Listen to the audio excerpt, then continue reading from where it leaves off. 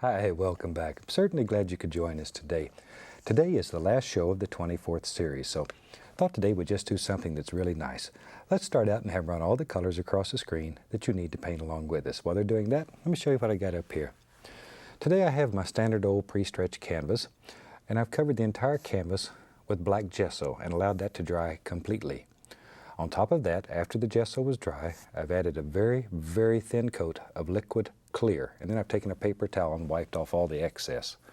The reason I do the paper towel wipe off thing is because so many people had wrote and told me that they were putting too much clear on the canvas, and that's easy to do. If you take a paper towel and wipe it off, what's left is just right. And the problem is it's clear, so you can't tell exactly how much you have on. Alrighty, so we have that straightened out. Let's have some fun. I'm going to take the old 2-inch brush. I'm going to go right over to the blue.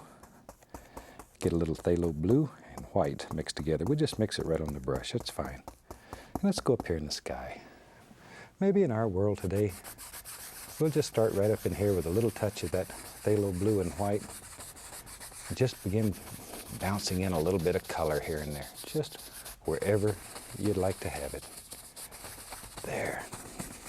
Just like something like that. We don't care. There. And if you want it to get darker and darker, you just apply less pressure and allow more of the black gesso to show through. That's all you have to do. It works so fantastic. There we are.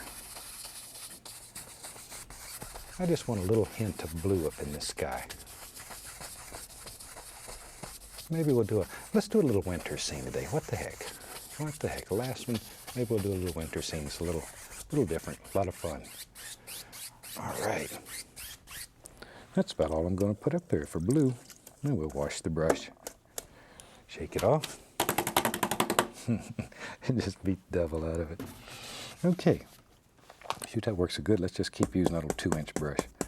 I'll go into a little bit of the titanium white. Just plain old titanium white. I'm just going to tap the top corner right into a little bit of white paint. Let's go back up in here. And just using that top corner, I just want to put in the indication of some little cloud shapes here and there. Something about like that. Wherever. I don't know. We just sort of let them float around and have a good time.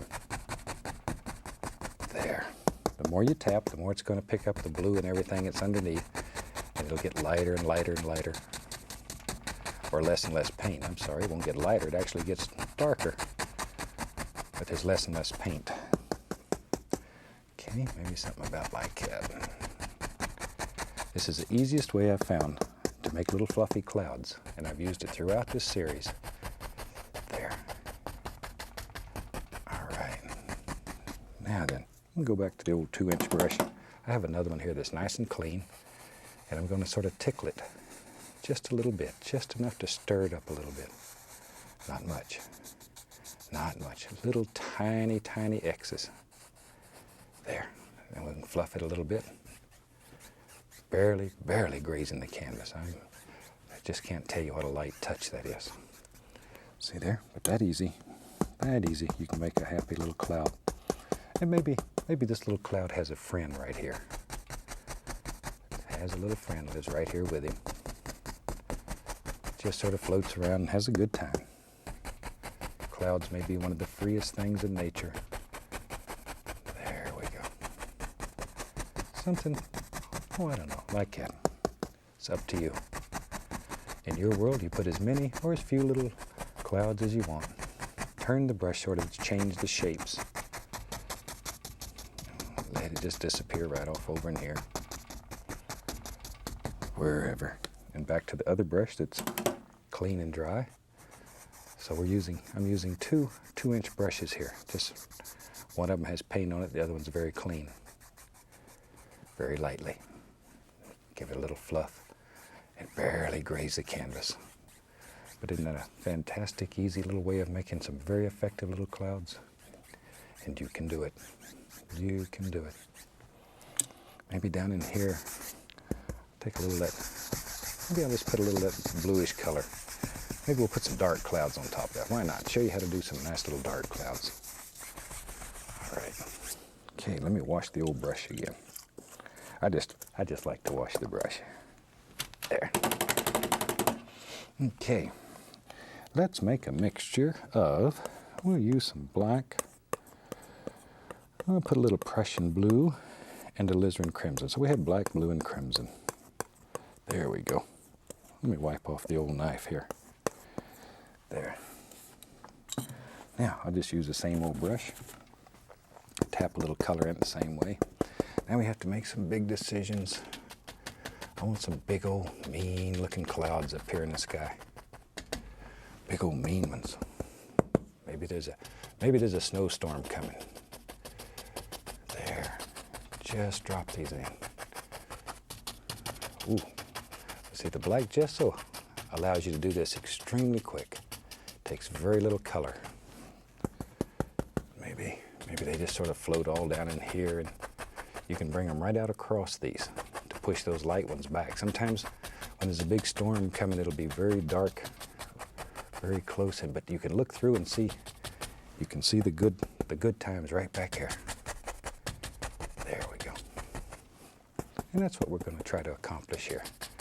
Just to make it look like way back in the distance there, you can see fair weather.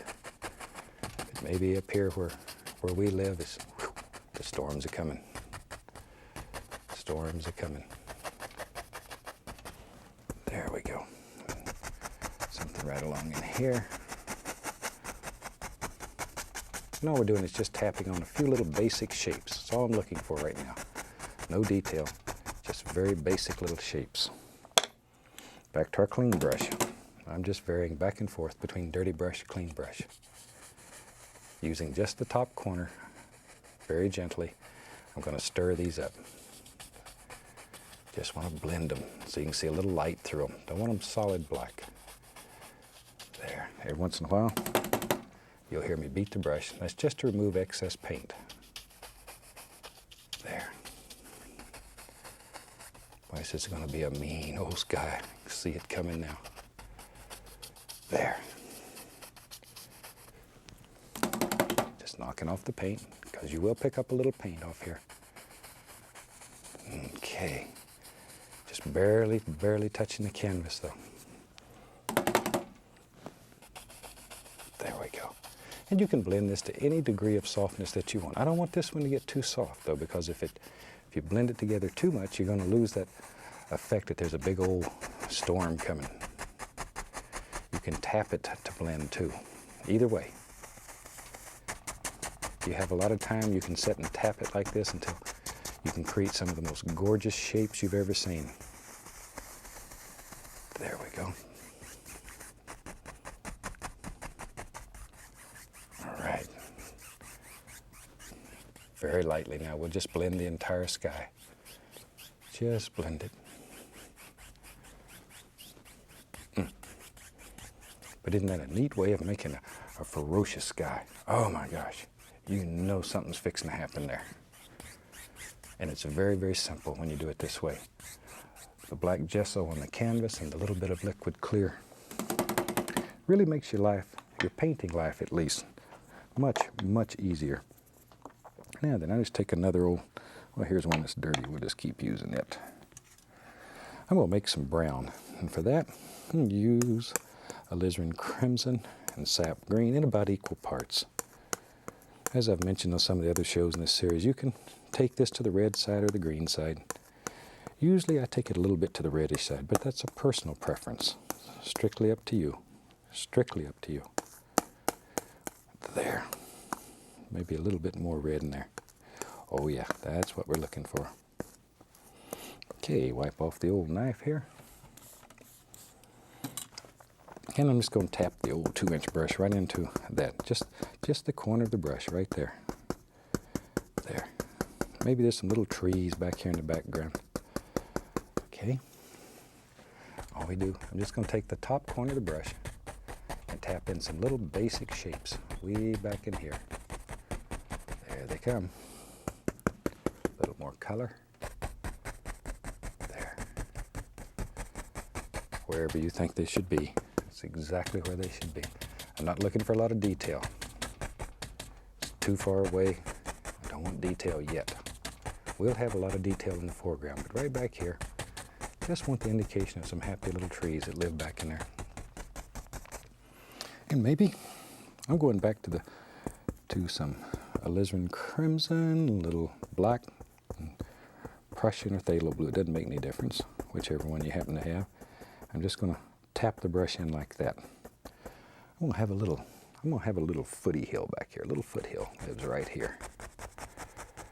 And we'll just tap in a little indication, about like that. Give it a little downward pull. See, I want the bottom to have that little light area.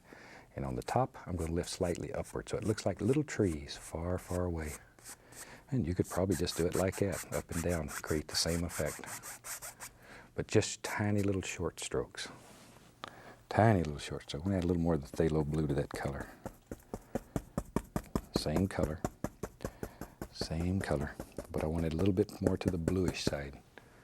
And maybe there's a few little happy trees right back in here. There. Something maybe like that. Just so we can see indications. Now right now it's going to be hard to see that. In a few minutes I'm going to put snow underneath there, and you won't believe how those will show up. Right now they're a little bit dark. Now with our liner brush, some of that nice brown color that we made from the sap green and alizarin crimson, I'm just going to put the indication here and there of a few little trunks in some of these trees. Just some happy little trunks. Maybe even a few that protrude right up over the top. Wherever. There. Hope you can see those. They're in there. We know they're in there. And that's the most important thing. And maybe that's good and clean. Shoot. Let's get crazy. Let us take, we'll use black, Prussian blue, alizarin crimson, all mixed together. There. Okay, let me clean off the old knife. Let's make us a few nice little evergreens that live back there. Maybe just a couple. Maybe just a couple. Load the brush full of color. A lot of paint. A lot of paint. Let's go up in here and make a decision. Our evergreen tree, just do it. Make a decision and drop it in. It lives right there. Start with just the corner of the brush. As you work down the tree, add more and more pressure. Maybe this is a big fat tree. What the heck? I'm using the brush almost straight on this time. I want to make this tree big and fat. There. Big heavy tree. Nice old tree. Got a lot of character. Looks like a Christmas tree. There. And let's give him a friend. I don't want him to be lonely back here. There. Poor little tree. Didn't want him to be lonely. Didn't want him to be lonely. There we are. Okay. Something about like that. Now then, let me wash the old brush out here.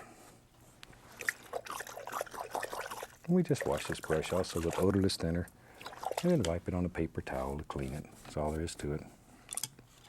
I'm going to take some white, some phthalo blue, mix it together.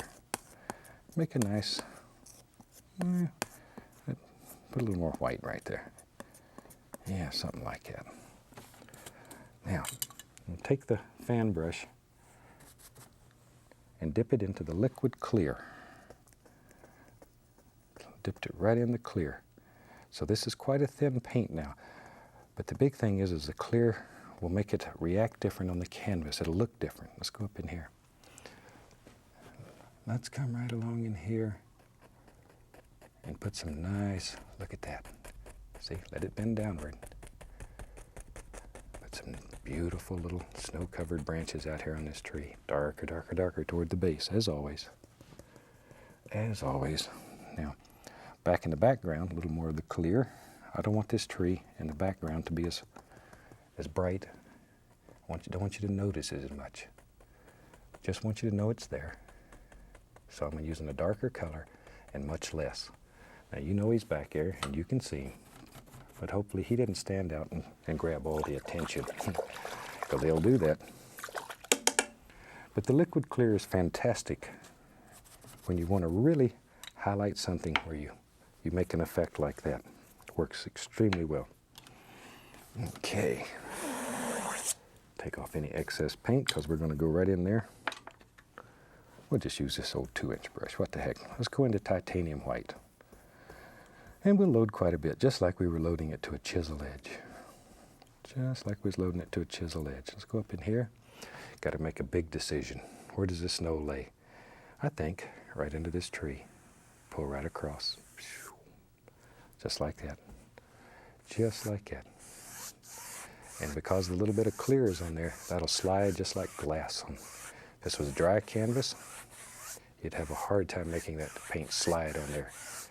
It wouldn't be smooth like this. That's so smooth. There.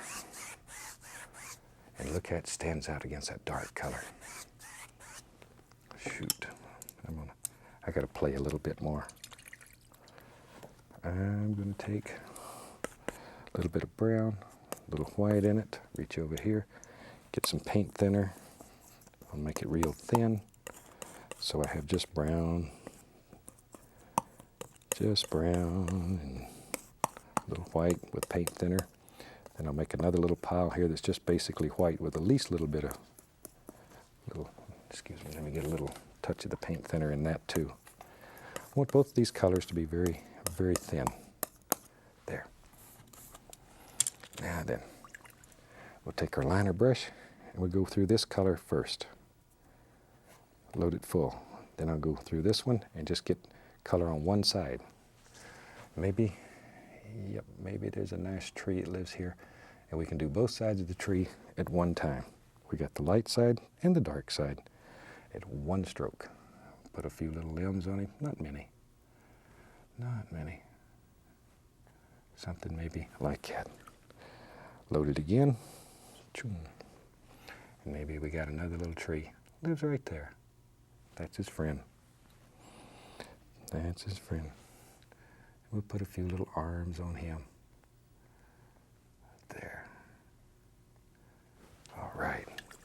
Just a little tree that's sitting back like that. I think today, let's do a little cabin right in there. That's such a lovely place. Right there at that tree. One of the easiest ways I found. Take your knife, scrape off a basic shape. Ooh, right over my tree. That's all right. We know how to make him. Maybe he's got a little porch in the back. Maybe it's not even a cabin. Maybe it's an old barn or something. I don't know. Whatever you want it to be. You make a decision. There we go. Just scraping out the excess. Take our brown color and we just sort of fill that in. We're just blocking in color. Just blocking in color. We're not too concerned about anything at this point. Okay, we'll take some white, some of that same brown color, maybe even at least a little touch of crimson into it just to warm it up a little. Cut across, get our little roll of paint. Very lightly, barely touching. See, we'll make the front of the cabin that easy. Take a little bit of dark brown into that. Make the indication of a lot of little boards in there just by touching. Just by touching. Let's put a door right there. Got a little door for his house. Now, a little bit more of the dark. Over in this side, just a hint. Just a hint. Not much. It's much too dark over here. Over on this side, there's very little light. Now, I want to take pure titanium white, and I want it to bounce along here. I want this to look like, I want it to look rough, ragged. If you want it to look smoother, make it in a single stroke. I want it to look like it's just really, snow's just really piled up there in that old roof. Maybe there's even some holes in the roof. Maybe the old house is just deserted. What the heck? Something about like that. Take the small knife. I'm just going to put the indication of a couple little windows right over on that side. A little white with some gray on it. A little brush with some gray on it. We'll outline the indication of a couple of windows. Like that. Now, back to our old brush, it has the white on it. Got to put some snow right around this little cabin here. we go. Nobody's home here. There. Something maybe like that. In here and there we can touch the least little amount of that blue to create a little cool shadow effect in the snow. There. Just a little phthalo blue here and there. All right. See, with a big old brush, it doesn't take but a second. You can just drop these rascals in no time. There. And maybe in our world, I'll take some of that brown with paint thinner. Maybe there's what remains of a little old fence out here. There. A few little rails on him. Like so. A little bit of the liquid white. Put the indication of a little snow right up on top of those. And there's a little on the top of the fence. Little snow's just laying up there resting, taking life easy. Take her knife with a little bit of that white, put a little snow right around his foots here. There. Just a little. There, maybe it's piled up right in there. Okay. Shoot, we've done pretty good there. Tell you what, let's put a big tree on the other side. You know me. You know me, I always like him big old trees, and he lives in our world right there. That's your bravery test. Right there. Right there. Just drop him in. We'll put some bushes and some weeds and all that stuff around his little foots. I'll just use the top corner of the old 2-inch brush. And just tap in a few little things. Maybe right on out like that. I don't know. There. Just tap them in. Might even have maybe there's a baby tree lives there too. Little baby tree. Right in there. See, just when you're doing these things, just sort of look at them. Make up your mind. Drop them in. Maybe there's some little sticks and twigs and good things like that. Wherever.